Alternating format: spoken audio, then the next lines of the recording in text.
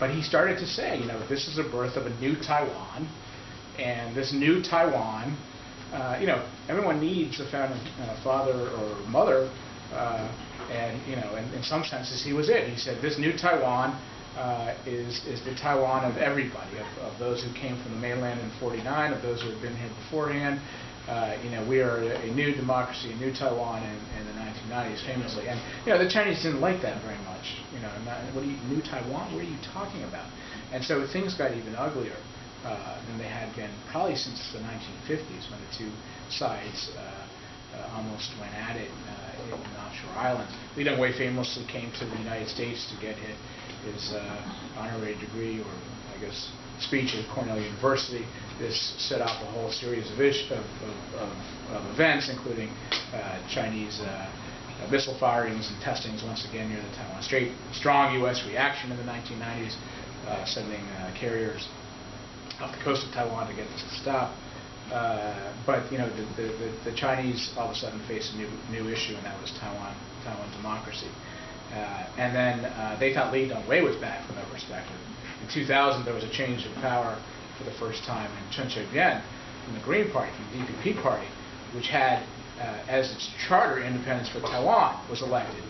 Now, they missed the days of Li Dongwei because Chen Shui-bian was expressing a very strong feeling in Taiwan for two things. One, for justice in some senses against the old KMT regime, and second, against any type of unification with the mainland. So the PRC now is developing more coercive capabilities in the 1990s and the other parts of the 21st century.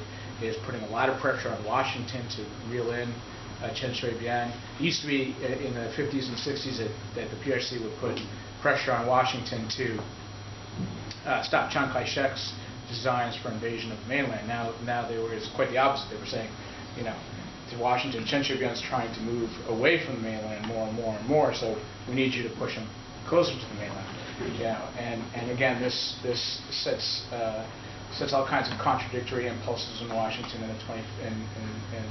the Bush administration. On the one hand, want to support Taiwan and democracy, and it's part of a view of Asia as more competitive with China than it had been in the past. But on the other hand, a lot going on in the world at the time, and the other impulse, as it always is in administrations, was let's keep the cross-strait issues somewhat under control. But my point is that it's really Taiwan democracy now. That is, as long as Taiwan sits there as a Chinese democracy, right in the face of the PRC, which is arguing, the Chinese Communist Party, which is arguing to its own people that they're not ready for democracy, that somehow Confucian states can't be democratic, that it would be too chaotic. Every single day Taiwan exists, and every single day they're proving the CCP wrong. So I think what threatens the CCP more than anything, the Chinese Communist Party, with respect to Taiwan issues, is the fact that it's a democracy, with warts and all. Chinese visitors are now allowed to come to Taiwan, and they come in droves, and you hear story after story of Chinese visitors coming to Taiwan and spending their nights watching Taiwan cable television and talk radio, talk news. The kind of, actually our different programs, shouting programs, are tame compared to Taiwan's. But the Chinese love them. They love them, and they follow Taiwan politics, the ones who come to China, very, very closely. And this is, I think, a mortal threat to the Chinese Communist Party. I think that U.S. policy can, kind of work around the edges and say, well, this or that Taiwanese president is more or less provocative, and this and that. But really, it's the fact. What the CCP doesn't like is Taiwan's a democracy, and it's a democracy. The other piece of this is the political demographics are changing in Taiwan quite a bit. So in the next election, in 2016 in Taiwan, people who were born in 1996 will be able to vote. So that means that even if their parents are hardcore mainland KMT types who came over in 1949, either their grandchildren or their children will have no such attachment whatsoever to the mainland. And I think what most people will get when they talk to Taiwanese is, we view China, as a place to do business, as a place that speaks our language and all the rest of it. But there are a lot of Anglo countries who speak the same language and have cultural heritage and so on. But it's not like the U.S. is demanding unification with Canada or the UK. At least not anymore. But so they kind of say, well, so what if we both speak Chinese? I mean, we're 20 years old, 22 years old, we're graduating from college, and we don't want any part of this, politically. And so that's a huge change that both parties will have to adjust to. We don't want a war, but we don't want, it's 1996, we don't even know what you're talking about in terms of the Cold War and all the rest of it. So, this is a huge change. So democracy is always is intrinsically good, but it's what the PRC has the biggest beef with, which brings us back to Ma Ying-jeou's answer to Xi Jingping, which is, my country's democratic. If your country was too, he used the words, I think we could become a little psychologically closer. Those are the words he has translated from the Chinese, and maybe there would be something to work out here. So where does that leave us today and going forward? Well, let's talk a little bit about Ma Ying-jeou's words and the title of my talk. My own belief, and it's not just mine, is that China's economic revolution, its economic growth model is coming to a fast end. And that's because of weak global demand for its export-led growth. That's because of what Xi Jinping, he may be going after corruption, but that's not the same thing as enacting the kinds of reforms that would be needed to lead to another kind of economic structure and so on.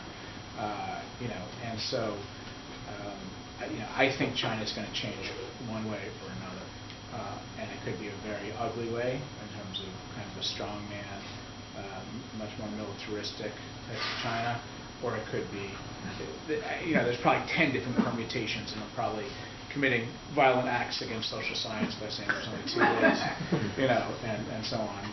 But I think really, there could be total chaos, obviously, but one way or another, the CCP is going to change.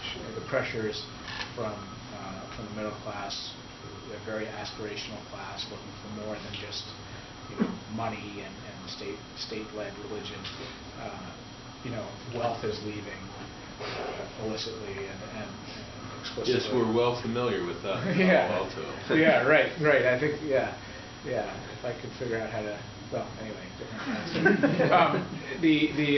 anyway, the point being that it's going to change, and it's what type of change, and so I suggested to Xi Jinping that he follow in Chiang Ching-Kuo's footsteps and sort of work on the process, slowly and gradually himself, and then we can say, the CCP doesn't have to disappear. It could compete in elections. You just get like the KMT, get your act together, and you guys can I'll have to lose your job.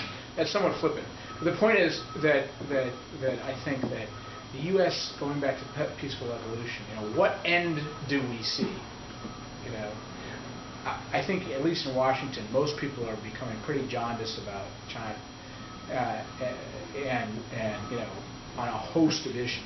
And most people are talking about long-term security competition over these different seas that I mentioned before, over Taiwan, and that close alliance relationships and all the rest of it.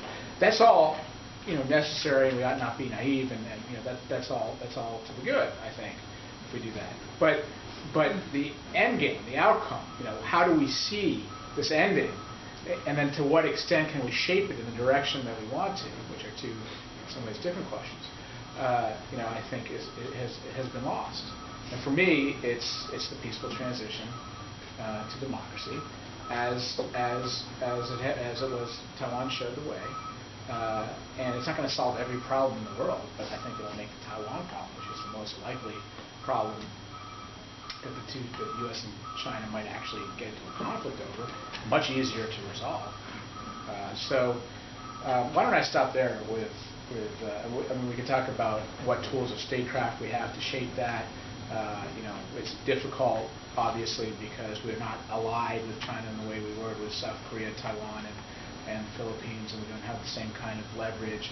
But if you start to build a liberal and democratic order in Asia, and you have a lot of cards, good cards, because of all the countries in the region that are liberal and democratic, then you have something to work with in terms of what Asia you want and then what Asia China might fit into. Anyway, let me stop there and open it up to